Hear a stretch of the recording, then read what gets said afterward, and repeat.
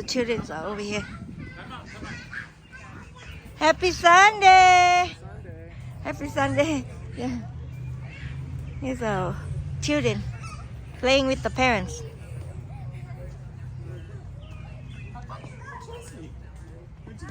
Happy Sunday. Yeah, how are you, Daniel?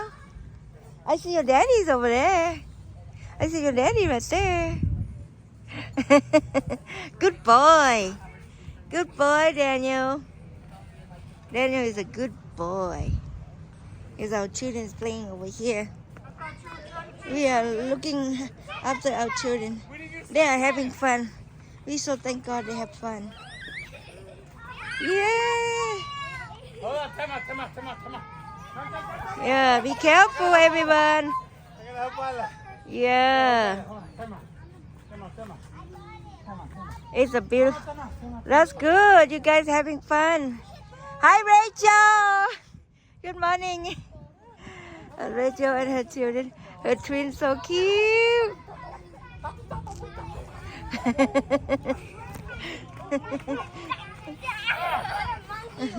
Oh man, you guys are great.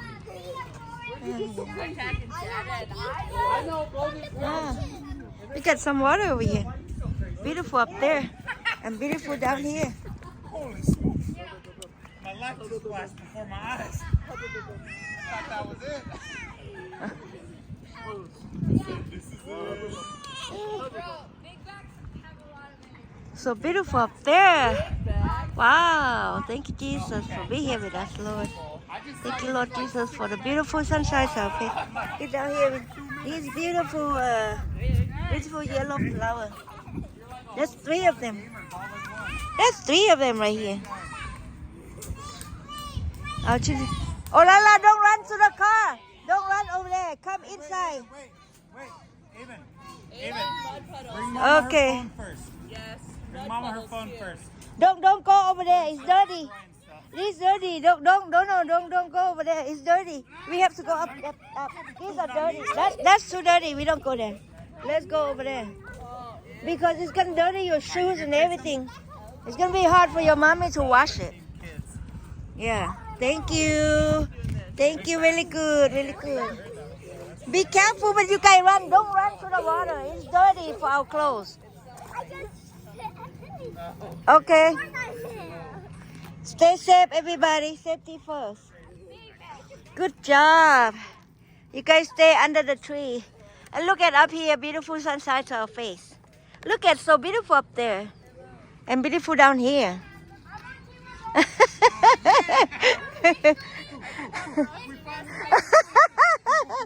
You guys are really amazing, having fun on Sunday. I'm having fun with you all. Our children are having fun outside, outdoor. Wow, thank you, Lord Jesus, for this beautiful scene over here at the University Presbyterian Church. We are up the church. We just playing together here. We enjoy our day together. And the children with the parents. And oh, watch out where you run to. Don't run to the dirty spot. Run to the clean spot only. Run in safety only. Ooh, thank you, Jesus, for this beautiful Sunday. Happy Sunday, brother, sister in Christ. Happy Sunday, family in Christ. Look at these flowers here. These are purple one there. Oh, wow.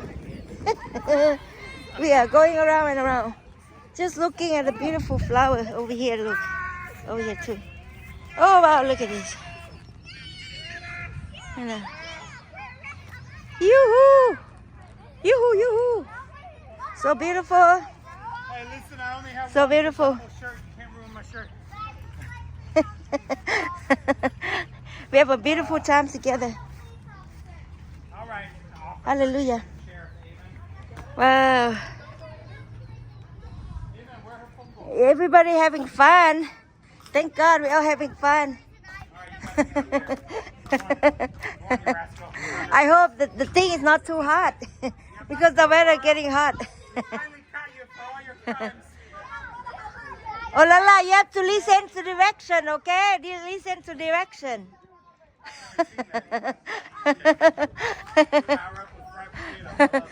Jesse, you great with the kid. You are really great with the children. The children love you. Wow, really good. Hello, Daniel.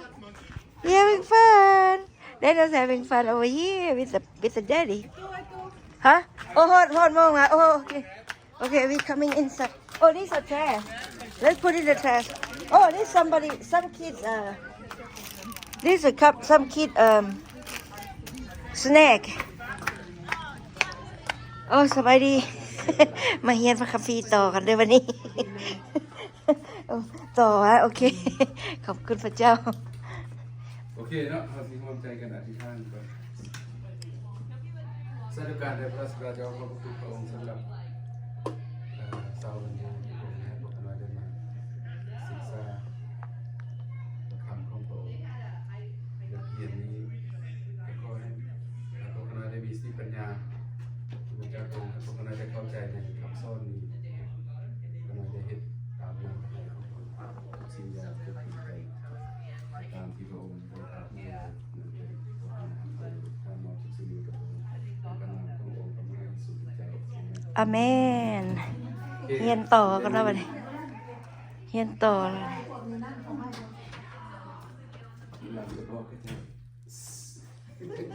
เฮียนต่อ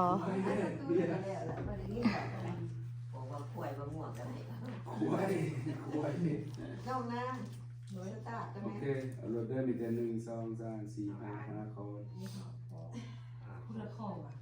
ขอที่หนึ่งโปโลสำนึกว่าเราเองเลยอักขสาวกคนอื่นๆนั้นตามเป็นผู้หับใส่ของพระคริสต์และแต่ละคนก็ได้หับหมอบหมายเวียงานเฉพาะให้ ต่อไปในทำนองเดียวกันเขาก็ต้องยอมหับอย่างทองอกทอมใจว่าเขาได้หับหมอบหมายและการว่าจ้างจาก ว่าจ้าง ว่าจ้างจากข้าเจ้า เพื่อให้มาเฮ็ดเวียกในสวนองุ่นของพระองค์ ข้อ3อันนี้เฮาเป็นผู้รับใช้ของพระองค์ที่ถือเอิ้นให้มาเฮ็ดเวียกของพระองค์4ว่าล่ะ เมื่อเฮาสัตย์ซื่อในการรับใช้พระองค์ในงานที่ได้รับมอบหมายให้นั้นโดยบ่ไปคุกควรเรียกงานของคนอื่นถ้าหากเขาบ่ขอห้อง ต่อคอย อาเมน วันหนึ่งพระเจ้าก็ทรงประทานวันเน็ตรางวัลให้เขาตามการงานที่เฮาได้เฮ็ดไว้ พอดี เจ้าข่อยอ่านเจ้าอธิบายกันนะ โดย ข้อที่หนึ่ง โดยข้อที่หนึ่งเนาะ ประการที่สอง ประการที่2เนาะข้อที่1เนาะก็สิอ่านแตะอยู่เชิงในเฮาต้องสำนึกว่าพระเจ้าทรงเป็นนายสร้างก่อสร้างและเฮาทุกคนก็เป็นคนงานหรือลูกจ้างผู้เฮ็ดเวียกก่อสร้างนั้นข้อที่1โปโลสำนึกว่าเราเองและอัครสาวกคนอื่นๆนั้นต่างก็เป็นผู้รับใช้ของพระคริสต์และแต่ละคนก็ได้รับมอบหมายเวียกงานเฉพาะให้อันนี้สำคัญเนาะเพราะว่าพระเยซูเจ้าของเฮาหั่นนะเพิ่นเป็นนายก่อสร้างและทุกคนก็เป็นคนงานลูกจ้างเฮ็ดเวียกก่อสร้างนั้นแม้ว่าเพิ่นนั้นเป็นนายเนี่ยเป็นลูกน้องในพระเจ้าเฮานะและทางอาจารย์โปโลนี่เพิ่นก็สำนึกเพิ่นเข้าใจได้เนาะเพิ่นเข้าใจได้ว่าอัครสาวกอื่นๆนั่นต่างก็เป็นผู้รับใช้ของพระคริสต์เพราะว่าทุกคนเฮานี่มีสติปัญญาหมดทุกคนเนาะแล้วก็ทุกคนเฮาก็บ่คือกันแล้วก็แบบว่าเฮาก็ฮู้จักวิธีรับใช้พระเจ้าบ่คือกันและเฮาก็แบบว่าฮู้ได้ว่าที่ว่าพระเจ้าใส่เฮาแนวใดนะเพราะว่ามันขึ้นอยู่ในใจนะเนาะและแต่ละคนก็ได้รับมอบหมายเวียกงานอันเฉพาะให้แต่ว่าเฉพาะขาน้อยนี่ขาน้อย หักพระเยซูเขาน้อยอยากร้องเพลงสรรเสริญพระเยซูอยากเล่นดนตรีเนาะแล้วก็นอกจากนั้นสิ่งใดที่เขาน้อยทำได้เขาน้อยก็อยากทำนะเนาะแล้วเขาน้อยก็บ่ได้ติว่าอันนี้บ่เป็นเวียกเขาน้อยบ่เฮ็ดถ้าเขาน้อยเฮ็ดได้เขาน้อยก็เฮ็ดเนาะถ้าเฮ็ดบ่ได้เขาน้อยก็เชื่อว่าพระเยซูให้ผู้อื่นได้เฮ็ดหั้นนะเนาะเพราะว่าแต่ละคนเฮานี่แบบว่าอันพระเยซูเพิ่นก็ได้บอกเลยได้ว่าพวกเฮาทุกคนบ่มีผู้ใดคือกัน แต่ว่าพวกเฮาทุกคนเป็นลูกของพระเจ้าหั้นนะและอาจารย์เปาโลที่เราได้เรียนรู้แล้วเราก็อยากให้ทุกคนได้เข้าใจตามที่เราเข้าใจหั้นนะเนาะเพราะว่าอันผู้ใส่พระเจ้าทุกคนนี่ก็มีความเข้าใจบ่คือกันปานใดหั้นนะเนาะแต่ว่าเป็นอะไรพระเจ้าก็บ่ได้สั่งพวกเฮาพระเจ้าก็ฮักพวกเฮาแล้วพระเจ้าก็ยอมรับพวกเฮาแล้วพระเจ้าก็ยอมรับว่า แต่ละคนเฮามีจุดอ่อนแนวใดมีจุดดีแนวใดมีจุดแข็งแนวใดหั่นนะแล้วบัดนี้เฮาก็ต้องรู้เฮาเองว่าเฮานี่นะผู้ที่ตามพระเยซูนี่นะเฮามีจุดอ่อนหยังจุดแข็งเฮาแม่นหยังแล้วก็จุดที่เฮาต้องเรียนเพิ่มแม่นหยังหั่นน่ะเนาะบ่ว่าเฮาเป็นผู้เฒ่าผู้หนุ่มผู้น้อยผู้แก่ผู้ใดก็แล้วแต่เฮาทุกคนเป็นมนุษย์นี่เฮามีจุดอ่อนจุดแข็งเพราะฉะนั้นท่านอาจารย์เปาโลเพิ่นได้เข้าใจแล้วเพิ่นเข้าใจเอาเองเพิ่นนั่นแหละว่าอันผู้รับใช้ของพระคริสต์นั่นแบบแต่ละคนเนาะก็รับใช้มอบหมายเวียกงานเฉพาะให้เห็นบ่ลางเทื่อเขาน้อยบ่ได้ไปซอยคนนั่นเฮ็ดกินเฮ็ดหยังหั่นนะคันเฮ็ดกินเอาเองเขาน้อยก็เป็นเฮ็ดกินให้ครอบครัวเขาน้อยครอบครัวน้อยๆก็เป็นแต่คันไปบ่อนใหญ่ๆหั่นนะคันพระเจ้าว่าโดยโอ้แซ่บเรื่องแซ่บในสำหรับเขาน้อยนี่แซ่บแต่คนอื่นมาบ่แซ่บเรื่องอะไรก็เรื่องเขาเจ้าเพราะว่าแต่ละคนกินบ่คือกันนะบัดนี้คันเขาน้อยไปงานอื่นงานใดพระเจ้าสั่งให้เขาน้อยว่าจะไปถ่ายรูปหรือไปเว้านำคนเขาน้อยก็ไปตามพระเจ้าสั่งเนาะเพราะว่าเขาน้อยฟังอยู่ตลอดเสียงพระเจ้าหั่นนะและแต่ละคนเฮาก็เฮ็ดบ่คือกันแต่ว่าเป็นพระพรทุกคน เพราะว่าเฮาอยู่ในห่างไกลอันเดียวกันในพระธรรมคัมภีร์โรมบทที่2ข้อ5ก็ได้บอกเด้พวกเฮาน่ะเป็นมนุษย์อันหลายคนแต่เป็นอันเดียวกันในองค์พระเยซูคริสต์เจ้า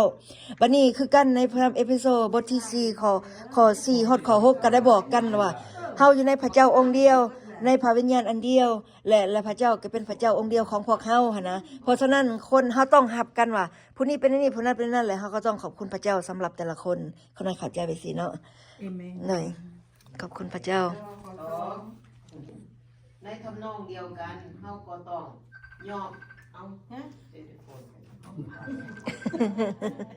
ขอบคุณพระเยซู ในทำนองเดียวกันเฮาก็ต้องยอมรับอย่างพร้อมอกพร้อมใจว่าเฮาได้รับมอบหมายได้การว่าจากพระเจ้าเพื่อให้มาเฮ็ดเวียกในสวนองุ่นของพระองค์นี่หมายความว่านอกจากเฮาอยู่ในโลกนี้เฮาเป็นลูกพระเจ้านี่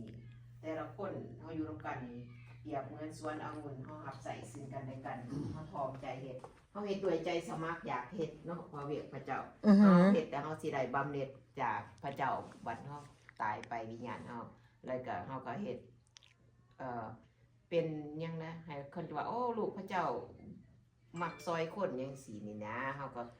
กอเรียกกาสนี่นะก็มีแต่เท่านั้นแหละ เฮ็ดด้วยใจสุ่มสื่นยินดี โดย อาเมน ขอบใจกระติม ข้อ3เขาเป็นผู้รับใช้ของพระองค์ที่ถือเอิ้นให้มาเฮ็ดเวียกของพระองค์อันนี้นั่นข้อ3นี่ก็ต้องหัวข้อนอกเพิ่นว่าพระเจ้าหันทรงเป็นนายสร้างก่อสร้างเฮานี่คือกันเนาะเฮามาอยู่ในเป็นคริสเตียนนี่นะพระเจ้าเอิ้นเฮามารับใช้ในการรับใช้พระเจ้านี่มีหลายแบบนั่นใดคือว่าผู้หนึงเฮ็ดอันนึงผู้หนึงเฮ็ดอันนึงคือกับอยู่มือเฮามันบ่คือกันต่างเวียกงานต่างกัน แต่ว่าประกอบส่วนเป็นอันเดียวคันว่าทางไปกับทางไปสวรรค์อันเดียวพระเจ้าองค์เดียวหันอันที่ว่าเฮามารับใช้พระเจ้าเอิ้นเฮามานี่นะเป็นแผนของพระเจ้าเพราะว่าเป็นหยังว่าซั่นเพราะว่าเฮามาเชื่อพระเจ้าแล้วเฮาก็เรียนรู้ทุกอย่างแล้วเฮาก็เข้าใจถ้าว่าเฮาบ่รู้เรื่องพระเจ้านี่เฮาบ่อยากบ่อาจจะมาซ้ำในโบสถ์นี่นะเอเมน อาเมนยอมรับซึ่งกันและกันในพระนามพระเยซูคริสต์เจ้าอาเมน เพื่อเฮาสัตย์ซื่อในการรับใช้พระองค์ในงานที่ได้รับมอบหมายให้นั้นโดยบ่ไปกุกกวนเวียกงานของคนอื่นถ้าหากเขาบ่ขอห้องให้วันนี้เข้าใจว่าเวียกที่เฮาได้รับมอบหมายเนาะบางเทื่อเฮาบ่ฮู้ดอกว่ามื้อนี้เฮาสิได้เฮ็ดหยังจังซี่นะแต่คือมื้อนี้เนาะขาน้อยมาขาน้อยก็แต่ก่อนก็เคยมาสวยเนาะแล้วมื้อนี้บังเอิญแล้วเปิดเวียกงานก็เลยมา แล้วก็ได้มาเรียนรู้หลายอย่างขน้อยบ่เคยไปอันยิ้มน้ำสิจอกองุ่นอันหน้ามันเขาได้รับพรอันที่นั่นสิมาสนิทเนาะขน้อยได้เฮ็ดมื้อนี้โอ้เอจังซี่เนาะก็แปลว่าพระองค์อยากให้ขน้อยมาเรียนรู้เนาะ แม่น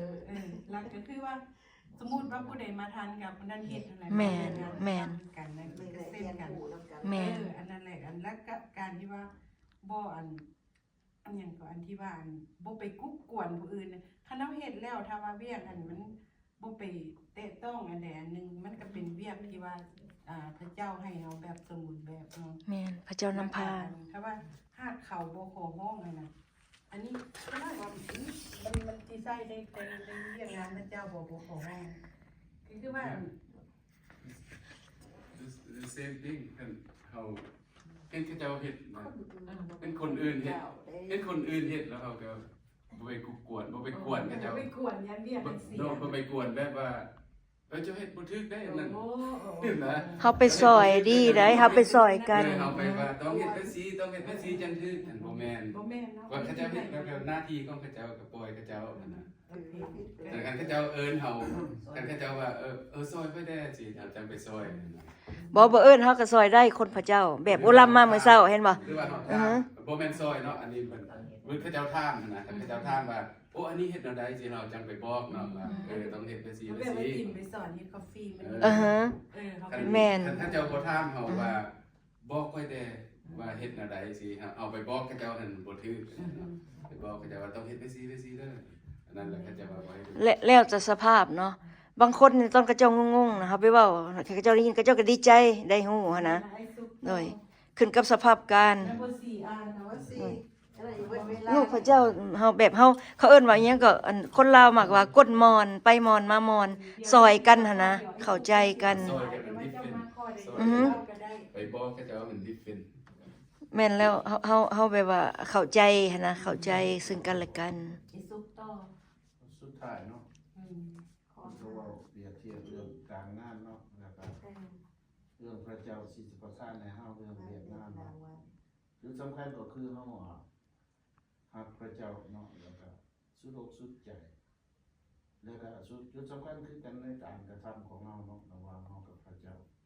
แต่วันหนึ่งนะพระเจ้าก็จะทรงประทานรางวัล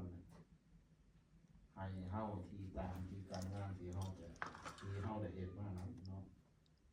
อันนี้เพราะว่าสุขภาพก็ดีหรือว่าสิ่งที่เฮาต้องการก็ดี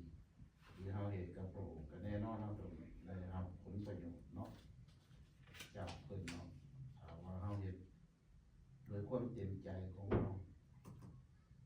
อาเมน อาเมน เห็นไหมแต่อันนี้ที่ว่าไปยังบ่มีอยู่ถามเลยเนาะ เอาจะน้อยบ่ เดียวก่อนก็ได้ ตัวที่สองนะตัวไหน บ่แล้วเหมือนกันแล้ว แม่นตัวที่สอง เจ้าจะเว้าตัวใดก็เว้า คนว่าเมื่อเป็นผู้รับใช้ของพระองค์ที่เอิ้นให้มาเฮ็ดเวียกของพระองค์นี่เอาผมรู้จักไว้ว่าผมจะเป็น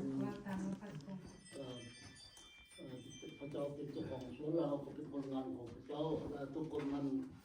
ที่เฮ็ดเวียกงานนั้นก็คือกันกับพวกที่ว่าปลูกต้นไม้เนาะแล้วผู้นึงหดผู้นึงปลูก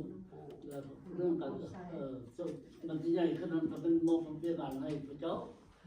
คนนั้นยังเชื่อได้อยู่ในข้อนี้นะอยู่ใน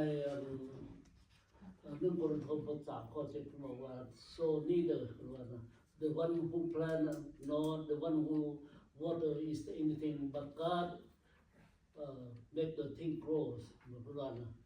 อาเมน อันนี้เป็นเรื่องงานของพระเจ้าแต่เพราะว่าตัวนึงอีกตัวที่สองมาการรับใช้ก็คือ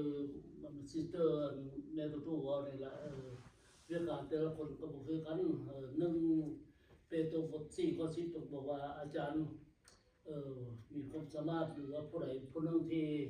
อยากรับใช้พระเจ้าในการเทศนาบอกว่าพระเจ้าประทานให้เพียงงานตัวนั้นกับพระนักก็ได้เฮ็ดเขาก็เฮ็ดประเด็นเมียนห้องน้ำบ่พาลูกพาเต้าไปมานมัสการพระเจ้าบ่เห็นนี่เวียกงานก็คือกันแม่นางตู้เราเอาแล้วมันถึงแล้วเวียกงานของพระเจ้าเป็นประธานให้ของไปของมันแต่สิ่งที่เจริญขึ้นนั้นก็เป็นพระเจ้าเป็นผู้ทำให้เจริญขึ้นขอบคุณพระเจ้า อาเมน อาเมน ก็ไปศึกษาดูอันนี้ อาเมนเนาะในอันน่ะประกาศที่2ของพวกเขาก็คือเป็นว่าพระเจ้าท่านเป็นสร้างนายสร้างก่อสร้างแล้วเฮานี่เป็นคนงานเนาะเพราะฉะนั้นพระเจ้าบอกให้เฮาเฮ็ดหยังเฮาก็ต้องเฮ็ดพระเจ้าได้มอบหมายหน้าที่ให้เฮาเฮ็ดเฮาก็ต้องเฮ็ดหน้าที่ของเฮาบ่ให้ไปก้าวก่ายหน้าที่คนอื่นเนาะแต่ว่าพระเจ้าให้เฮาเป็นผู้เทศนาบ่ไปกวนคนอื่นที่ว่าพระเจ้าเฮ็ดให้พระเจ้าเป็นผู้เฮ็ดอันน่ะคือว่าเป็นผู้เตรียมสิ้นมหาสนิทบ่ให้เฮาไปเว้าให้พระเจ้าเนาะโอ้เจ้าเฮ็ดให้มันบ่ถูกได้เขาเฮ็ดไปสิมันจังคือมันจังแม่นบ่แม่นเนาะพระเจ้าเป็นหน้าที่ของพระเจ้าให้พระเจ้าเฮ็ดแม่นก็เป็นหน้าที่ที่พระเจ้าได้มอบหมายให้เฮาเนาะพระเจ้าฮู้จักใจเฮาฮู้จักเฮาหมดทุกอย่างว่าเฮาเฮ็ดจังไดแล้วพระเจ้าจะมอบงานนั้นให้เฮาเนาะแล้วก็ถ้าพระเจ้าฮู้จักว่าเฮาเฮ็ดบ่ได้พระเจ้าจะบ่มอบให้เฮาเพิ่นฮู้เนาะเพราะฉะนั้นถ้าว่าเฮามียังเฮ็ดให้เฮาเฮ็ดด้วยความเต็มใจด้วย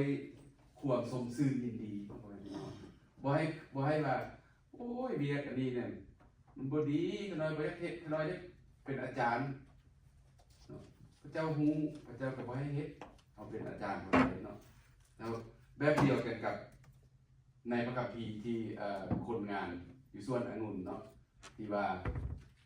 เจ้าของสวนบอกให้คนไซออกไปเอาคนมาเฮ็ดสวนพี่น้องเห็นบ่ออกไปตอนเช้าไปเอาพวกนึงมาแล้วก็บอกเขาเจ้าว่าโอเคเจ้าเฮ็ดตั้งแต่เช้าไปฮอด5 โมงแลงค่อยสิให้เจ้า10 ดอนเขาเจ้าก็เต็มใจมาเจ้ามาเฮ็ดบอกบัดนี้มื้อช่วยมาออกไปอีกไปเอาอีกมาแล้วก็บอกว่าโอเคเจ้าเฮ็ดไปฮอด5 โมงค่อยสิจ้างเจ้า10 ดอนเขาเจ้าก็ว่าโอเคเจ้าก็เฮ็ดบัดนี้ตอนไกลสิเลิกมาก็ไปเอาอีกไปมาเฮ็ดไปเอามีแต่น้อยเดียวตัวนี้มีประมาณ3 โมงก็สิ3 โมง4 โมงแล้วจังออกไปเฮ็ดฮอด5 โมงก็มีแต่ชั่วโมงเดียว2 ชั่วโมงก็ว่าค่อยสิจ้างเจ้า10 ดอนเขาเจ้าก็มาเฮ็ดบัดนี้เฮ็ดแล้วก็จ่ายเงินเนาะจ่ายเงินผู้มาทำผิดหายเด้บัดนี้ผู้มาทำผิดจะเครียดผู้มาทีหลังค่อยคือใดซ้ำค่อยเฮ็ดเรียกหลายเพราะฉะนั้นพระเจ้าบ่ให้เฮาเฮ็ดเป็นประสันเนาะเจ้าตกลงแล้วเด้แม่นบ่ตอนที่เจ้าออกไปทำอิฐตอนเช้าเจ้าตกลงแล้วว่าโอเค10 ดอนค่อยสิเฮ็ดหมดมือบัดนี้เห็นคนอื่นมาซาแล้วบัดนี้ได้เงินสำคัญเราอยากติเนาะอยากติว่าอยากติเจ้าของสวนว่าเจ้าเฮ็ดบ่ถูกนี่ไปบอกเจ้าของสวนอีกเจ้าเฮ็ดบ่ถูกหน้าที่ค่อยสิได้หลายกว่าเขาเจ้าเอาเจ้าตกลงแล้วเด้ว่าสิเอา10 ดอนเจ้าสิอยากได้หลายเฮ็ดหยังเพราะฉะนั้นแล้วให้เฮาสมซื่อยินดีกับสิ่งที่เฮามีเนาะสิ่งที่พระองค์ได้ประทานให้กับเฮาในการรับใช้นี่คือกันเนาะเพราะว่าจะเฮ็ดหยังก็เป็นเวียของพระเจ้าเหมือน say hi to people ถามสบายดีบางคนท่านพระเจ้าอยู่คนเดียวเนาะพอพี่น้อง especially คนในการเนาะพระเจ้าอยู่ผู้เดียวแล้วพระเจ้าเท่าแล้วมือบุยผู้ได้เว้านั่นพระเจ้าถ้าเฮาไปเว้าแล้วพระเจ้าสิดีใจขนาดนั้นถ้ามาสบายดีบ่มื้อนี้เป็นจังไดพระเจ้าสิดีใจขนาดเพราะว่าพระเจ้าบ่ได้เว้านํคนเพราะฉะนั้นเราทุกอย่างเนาะในการที่เฮาได้เว้ากับคนในท่ามสบายดีพระเจ้าอาจจะมีความยินดีเนาะดีใจในวันนั้นเนาะเพราะฉะนั้นเราทุกอย่างที่เฮาเฮ็ดการเก็บขี้เหงื่อต้มกาแฟแนวได้กับเบียร์ของพระเจ้าได้มอบหมายให้กับเฮาเนาะให้เฮาเฮ็ดด้วยความสมซื่อยินดีเนาะเห็นมั้ยข้างในเขาว่าหน่อยนึงเนาะตัวไอ้ทอนเล่าเอาสตอรี่มาว่าผู้มาแต่เช้ามาจนเที่ยงอันนั้นมันก็หมายถึงความเชื่อคือกันแบบบางคนน่ะเชื่อตั้งแต่ยังน้อยเนาะเชื่อพระเยซูนะก็ได้รู้จักพระเยซูยังน้อยบางคนแก่แล้วจังมาเชื่อก็ได้รับความพ้นเพราะว่าย้อนความเชื่อนะเฮาสิเชื่อเห็นบ่บางคนว่าข่อยสิท่าจนข่อย70ข่อยจังสิไปเชื่อพระเยซูนะ ถ้าเขาเจ้ามาฮอดจิตซื่อเขาเจ้าเชื่ออีหลีเขาเจ้าก็ได้รับความรอดเขาเจ้าก็ได้ไปสวรรค์หั่นนะแบบมันมีความหมายหลายเรื่องตัวนั้นหั่นนะ เอาเรื่องเฮ็ดเบียร์ โดย เอาเรื่องข่มขืน โดยแต่มันมี2เรื่องนํกันตัวเพิ่นอธิบายนะตัวหนึงเรื่องเฮ็ดเวียกตัวหนึงเรื่องความเชื่อแบบเขาน้อยนี่ตอนเติดมาบ่ฮู้พระเยซูมาฮู้พระเยซูตอนอายุ17 ปีก็มาเชื่อก็ได้รับความรอดบัดนี้แม่เขาน้อยพ่อเขาน้อยหรือว่ารุ่นแก่รุ่นเฒ่าก็เจ้าบ่ได้ฮู้พระเยซูแบบพ่อแม่พี่น้องเฮาอยู่เมืองลาวเนาะพวกเฮาบ่เคยไปโบสถ์ก็เจ้าบ่ได้ฮู้พระเยซูบ่เชื่อแต่บัดคันก็เจ้ามาเชื่อในสุดท้ายนะอีกนาทีหนึงสิตายมาเชื่อก็ได้รับความรอดได้ไปสวรรค์โดยความหมายมันลึกมันมีหลายเรื่องเนาะโดยเรื่องเฮ็ดเวียกพระเจ้ากับเรื่องความเชื่อมันนำกันโดยขอบคุณพระเจ้า ผู้ขี้ข้านอยู่โรงเรียนไปนาทีนึงมันก็ได้ผลงาน โอ้ ขอบคุณพระเจ้า เพิ่นก็นั่งเฮียนกับหมู่อยู่นอกเด้กับอันนั้นน่ะเนาะพระเจ้าอวยพรเนาะขอบใจเนาะให้พี่น้องทุกคนขอให้พระเจ้าอวยพรพวกเฮาทุกคนอาเมนเขาน้อยอัดไว้เบิ่งมาแล้วนะเฮามาฟังนำกันอีกแล้วสิเอาเข้า Facebook ให้ฟังนำกันเนาะเพราะว่าเฮาได้เฮียนเพิ่มอีก